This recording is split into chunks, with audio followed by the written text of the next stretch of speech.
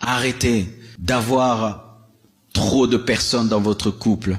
Arrêtez d'avoir un couple téléguidé par les familles, car certaines familles, c'est vrai, sont dans une mégérance terrible. Des familles où papa et maman suivent à tout moment le couple de leur enfant.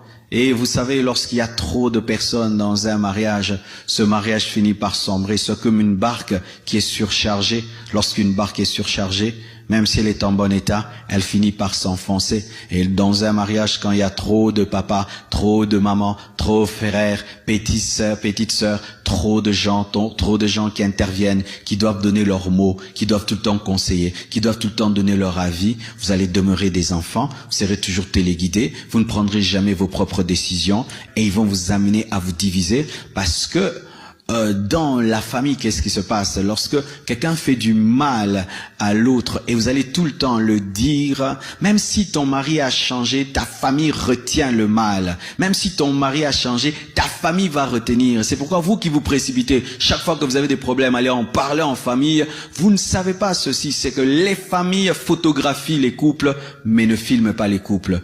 Filmer le couple, c'est dire savoir qu'ils ont eu des problèmes et ils ont changé. Mais le photographe, il retient le moment présent et souvent, les parents ont une mémoire photographique.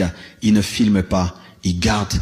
Ma fille avait dit que son mari l'avait tapé. Peut-être tu l'as tapé il y a 10 ans, mais lui, jusqu'aujourd'hui, il tape ma fille, alors qu'après, tu ne tapais plus sa fille. Donc faites très attention. Chers parents, vous qui poussez vos enfants au divorce, réfléchissez très bien. Vous qui poussez vos enfants à se séparer, réfléchissez très bien. Même si vous êtes les parents, oui, il y a un verset qu'on a inventé là qui n'existe pas, que les parents sont les dieux de la terre. Cela n'existe pas. Ce n'est pas la parole de Dieu. Les parents, vous n'êtes pas les dieux de la terre. Vous êtes nos parents. Nous devons vous honorer, vous respecter. Oui, mais vous n'êtes pas les dieux de la terre. Dieu est Dieu au ciel et sur la terre. Car si vous êtes les dieux de la terre, Dieu n'est pas Dieu sur la terre.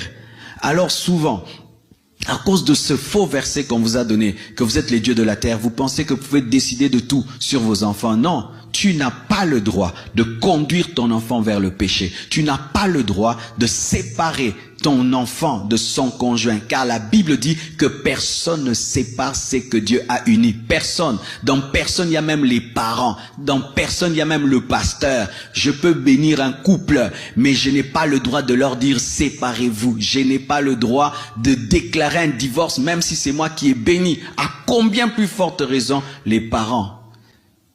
Mes parents ne veulent plus de ce mariage. Ça, ce sont les bébés qui disent ça.